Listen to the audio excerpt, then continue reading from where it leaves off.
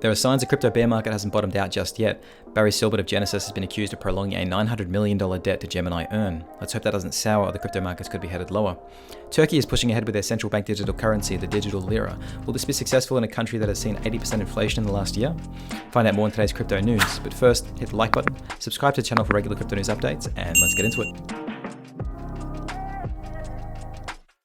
Gemini co-founder Cameron Winklevoss has accused Genesis's Barry Silbert of acting in bad faith after he prolonged dealing with the $900 million Genesis owes Gemini Earn customers. In an open letter on Twitter, Cameron said, "Earn users are tired, they're scared, many are now in dire straits. These accusations have come after Genesis suspended its lending business in the middle of November." Winklevoss claimed Barry's digital currency group owes Genesis a total of $1.6 billion. Here's a quote from the letter. "For the past 6 weeks, we have done everything we can to engage with you in good faith and in a collaborative manner in order to reach a consensual resolution for you to pay back the $900 million you owe. It is now becoming clear that you are engaging in bad faith stall tactics." Silbert countered in a tweet the digital currency group did not borrow the $1.675 billion from Gemini and had not missed any interest payments. He also denied failing to address questions about customer assets. "DCG delivered to Genesis and your advertisers a proposal on December 29th and has not received any response," Silbert wrote. Winklevoss demanded that Silbert publicly commit to solving the problem by January 8th, which is a few days from now. His blistering letter makes clear he's ready to ratchet up the rhetoric and allegations. Winklevoss accused Silbert and DCG of manipulating customer assets to burnish its financial performance.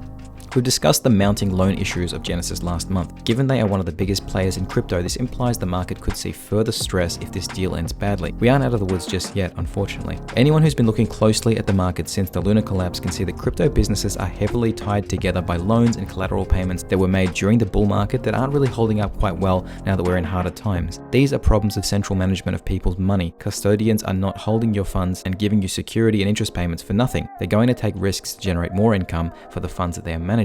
More on this in the next news story. If you haven't already, hit the like button and subscribe to the channel for regular crypto news updates.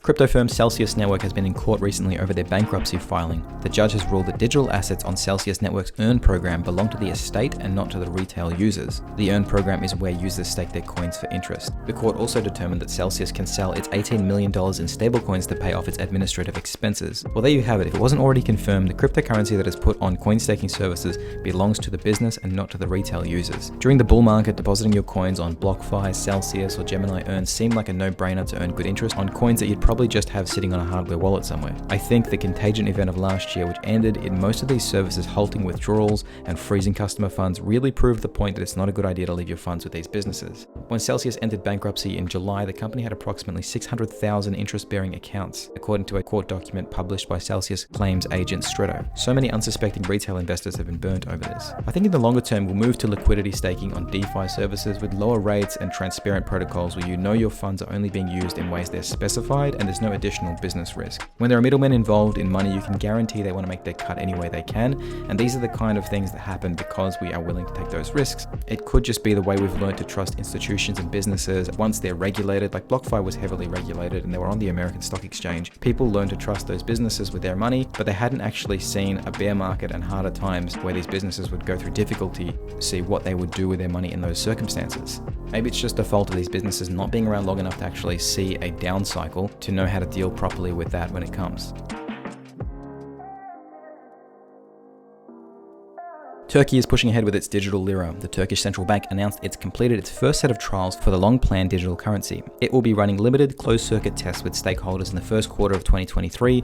This is an interesting CBDC to watch because the Turkish Lira has been inflated massively over the last few years. The last few quarterly readings have reached 80 to 85%. I wonder how people will react to a digital currency in that kind of environment. A CBDC is not going to help a country that's already on its way to hyperinflation. People aren't going to trust a digital currency any more than they trust a traditional currency. It does give the government ability to do crazy new things like force people to spend their money before it expires. China experimented with that in 2021, having an expiration date on their digital currency, and that could be used to keep the system running, burn people's savings and futures in order to maintain the status quo.